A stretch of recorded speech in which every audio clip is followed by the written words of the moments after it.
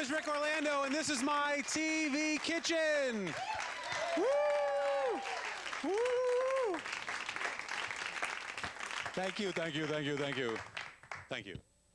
Man, have I been thinking? You guys been thinking? That doesn't sound very convincing to me. Have you been thinking? We have been thinking. Good, good, good.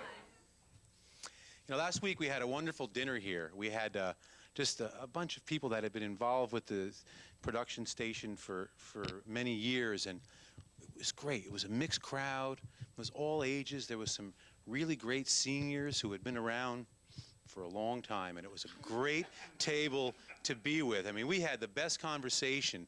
And one of the great things about being with people from different generations is that they've had different experiences that we haven't, and it always reminds you that we have a lot to learn, which is fun. These people had been through the Depression, World War II, McCarthyism, social revolution, Reagan, Clinton. They've seen it all, so nothing's new to them. And you know, what I love about them is they have lots of fight. And they continue to fight for what they think is right. And I wonder, are we going to have that fight? Are we going to have that fight when we're just 75 years old and we're out to dinner? Are we still going to have that fight that we have? Let's say, yes, let's have some fight. You know what you're going to be fighting for? This show has a very simple, straightforward, and like, duh, obvious mantra, but we don't say it enough, and we're going to say it tonight. We want clean food. Let me hear you say it. We want clean food. Well, if you want clean food, you're going to have to fight. You're going to have to fight because there are people out there that would be very happy to let our food supply homogenize into some kind of pseudo-nutritious processed space bar thing. And why not? It would be cheaper to produce. It would be easier to ship. There'd be no perishability issues. But clean food is complicated. But we want it, right? Do we want clean food? Yeah. We got the fight in us tonight. Come on. That brings us to tonight's show. It's called Dear Me, Dear Me. And the word of the day is wild.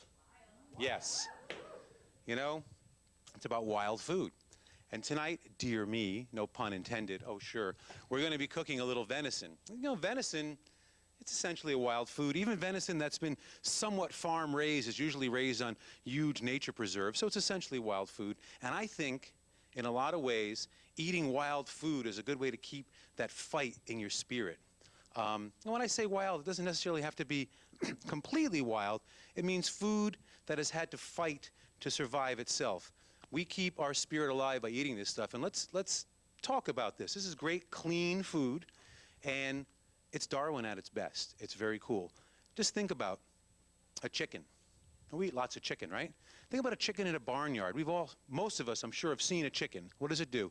It pecks and scratches, turns over rocks. It spends its whole day looking for food, and it's out there. It's doing its thing. A chicken raised in a box with a feed tube has no survival skills. It has no fight. Wild fish, they migrate, they forage, they run away from other fish. Fish that are farm raised are kind of like fish in a fish tank. When you have fish in a fish tank, you don't think of fight or wild food. You say, my God, you can imagine how boring it would be to be a fish in a fish tank?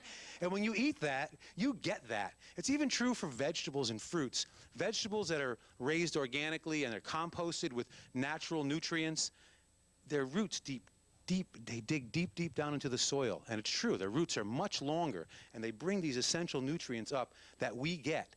And a lot of produce, that's what they call factory raised, is the roots are this short. They don't have to have them because they're just basically planted in fertilizer. So, we're going to cook wild food, we're going to get wild, we're going to feel wild, and we're going to remember after the show that free range and organic and wild fish and these things are all going to help us keep our spirit alive, because what you eat is what you are what you eat.